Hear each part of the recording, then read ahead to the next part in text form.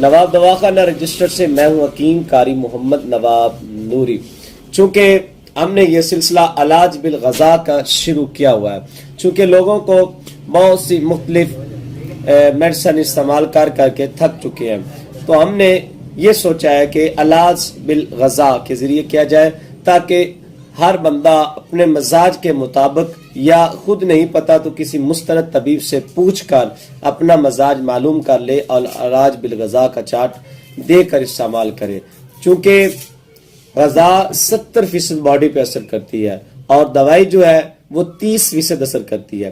غذا جسم میں باڈی میں موجود رہتی ہے، لیکن جو دوائی ہے وہ اپنا اثر چھوڑ کر فضلے کے ساتھ خارج ہو جاتی ہے، اس لیے غذا پہ بھی کافی توجہ دیں۔ آج ہم گفتگو کریں گے گاجر کے بارے میں۔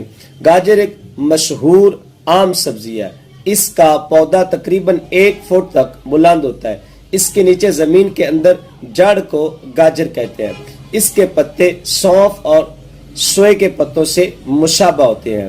مزاج اس کا ہے تر سرد دردہ دوم میں۔ مقدار خوراک اس کی ہے کچی 1 یا 2 عدد۔ فوائد اس کے بہت زیادہ ہیں، جتنے فوائد گاجر کے ہیں شاید ہی کسی اور سبزی کے ہوں۔ اس کے فوائد کا یہاں سے اندازہ لگا لیں کہ اس کا مربع بنایا جاتا ہے، اس کی کھیر بناتے ہیں، اس کا گجریلا بناتے ہیں، اس کا اچار بناتے ہیں، اس کا جوس نکال کر پیتے ہیں، اس کا سالن بنا کر کھاتے ہیں۔ بعض اوقات اس کے ساتھ دوسری کئی سبزیاں ملا کر پکائی جاتی ہیں۔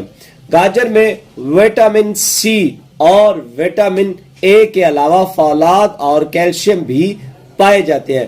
جگر کے فعل کو متوازن کر کے صفرا کو تعلیل کر کے تمام صفراوی امراض کا قلع کما کرتی ہے۔ یرکان اسفر میں صرف گاجر کا جوس ہی پیتے رہے 3 روز میں یرکان ٹھیک ہو جاتا ہے۔ یہ ذاتی تجربہ ہے۔ سونف 1 کلو میں گاجر کا جوس اتنا ڈالیں کہ 2 انگشت اوپر آ جائے، جب سوکھ جائے تو 3 بار یہ عمل کریں، اور اس سونف کو دردرا کر کے اس میں برابر وزن مغز بادام شامل کریں اور 2 چمچ یہ سفو گرم دودھ کے ساتھ صبح شام کھانے سے دماغ کی سوئی ہوئی قوتیں بیدار ہو کر ذوف بصر کو فائدہ ہوتا ہے، یہ اینک تک اتر جاتی ہے۔ کھانے کے ساتھ گاجر بطور سلاد استعمال کرنا قبض کو دور کرتا ہے، معدہ اور آنتوں کی جلن سوزش کو دور کرتا ہے۔ اس کا گجریلا بھی اعلیٰ غذا ہے، اول قبض کو دور کرتا ہے، دوم معدہ اور آنتوں کی جلن اور سوزش کو دور کرتا ہے۔ گاجر جگر کی گرمی دور کرنے کے لیے اور آنکھوں کی بصارت کے لیے مخصوص ہے، اسے کسی بھی طریقے سے استعمال کیا جا سکتا ہے، جگر کے لیے مخصوص ہے، فائدہ ضرور پہنچتا ہے۔ دعاؤں میں یاد رکھیے گا۔ اللہ حافظ۔